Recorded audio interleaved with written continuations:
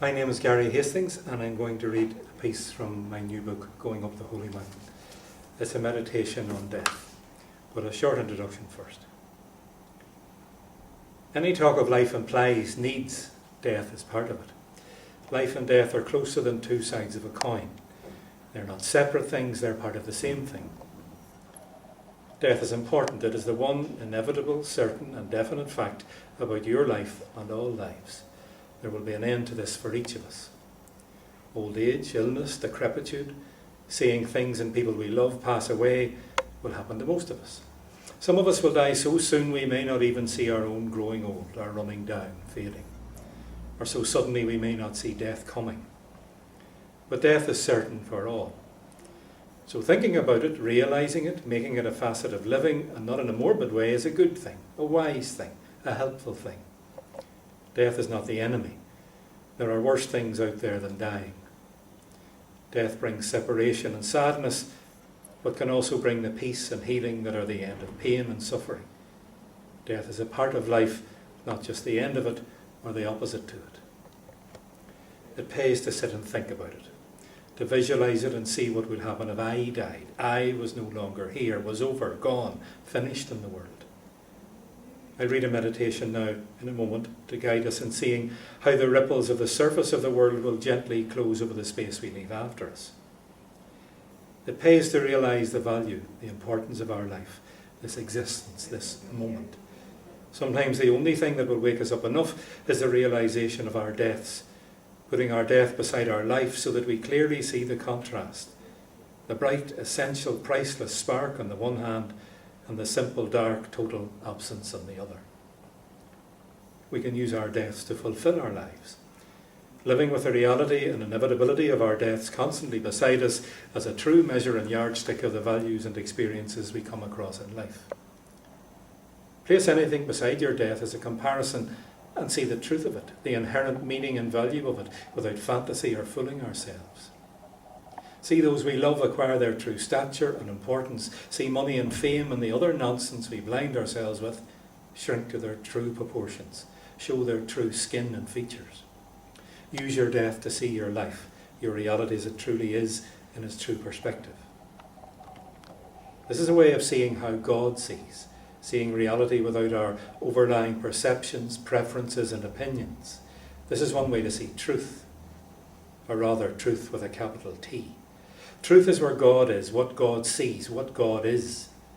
We can get glimpses of it, hints of it. It is the kingdom Jesus spoke of where important things are truly important, and we can tell the difference, where the poor, the mourners and the persecuted are blessed. This meditation is not meant to make you feel sad or emotional, though it might happen if you get deeply involved. It's intended to help you see your life from another standpoint. It's meant to give a perspective that might not occur to you very often. Try to look hard, though it might be, coolly, detachedly, without judging or condemning. Just watch. Think for a moment of your own actual death, in a bed, sick at home or in hospital, when you're not much older than you are now, perhaps just next week. Think of who will miss you when the funeral is over, the last sod thrown on the grave, the last mourner gone home. Who will go to their beds this night with a sore aching heart? Your immediate close family, fair enough, but who else? Who else have you touched in your life who will remember you? Spend a short time with this. Now you're no longer there. What about your belongings, the things you owned? A house perhaps, a car, books, a computer, pets, land, music, photographs, clothes and shoes. A watch, a phone. All the objects you used in the kitchen, around the house or the garden. Who has them now? Did you ever really own them? Or the money, the numbers in a bank statement or on a pay slip that you work for? Where is it now? Where was it ever, other than on paper in a computer? What about your work, your job? Who would take your place? Who will be at your desk, your place in production, on the work floor, at the counter? Who will teach your class, drive your vehicle, make the decisions? How long will it be before the ripples of your absence fade? In what way will you be remembered there in 6 months, in a year, 5 years. Take a moment and think about that. In your own locality, your town or city or area, who knew you died? What lives did yours nudge up against? Who were you friendly with, close to? Did you have enemies? People who didn't like you, who had a grudge against you? Will they remember you? Or will you slip totally out of their minds once you're gone? Take another moment to deal with this. How do you think people will picture you in 5 years' time if your name comes up in conversation? What will stand out? What will last? What will no longer be important or remembered? What will drop off? Your children, if you have any, will remember you. But what will they remember? Will your grandchildren even know your name? Will they know anything about you? Look back at the fragments of your now broken life, one after another. Which bits were truly important? What did you give your attention to? What should you have paid more heed to? Who were the really important people? Who did you ignore that needed your attention? Is there anyone you'd fallen out with in a way that really shouldn't have happened? What do you regret doing or not doing? What were the blessings? What was good? What should you have done more or less of when you had the chance? How will it be in 30, 40, 50 years' time when even the broken fragments have dissolved? Who will remember? What will have happened to all the worries, the anxieties, the fears, the preferences and dislikes? Will there be anything more than a name on a stone left? Some dust in a grave or ashes long since scattered? What will it have meant?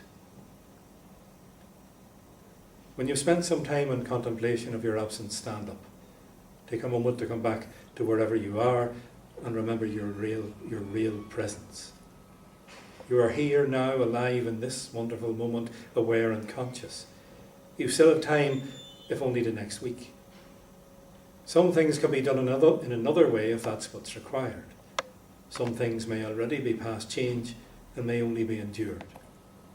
But what happens in the future depends on how we think now.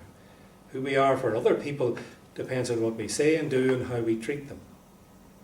We have no control over how we are remembered other than how we are in ourselves in our lifetimes. The bad may or may not be recalled, but the good will bring a smile with a memory. Forgiveness is available now. Change is possible now. How we see and think is what influences how we behave now, where we end up, and what it will mean when we get there. Don't be too harsh on yourself, or use this as an opportunity to beat yourself up. Have mercy on yourself as God has mercy on you. Have compassion and love for yourself, even for what you might see as the bad bits, and learn from what you see so that you can begin to move off in a new direction if needs be.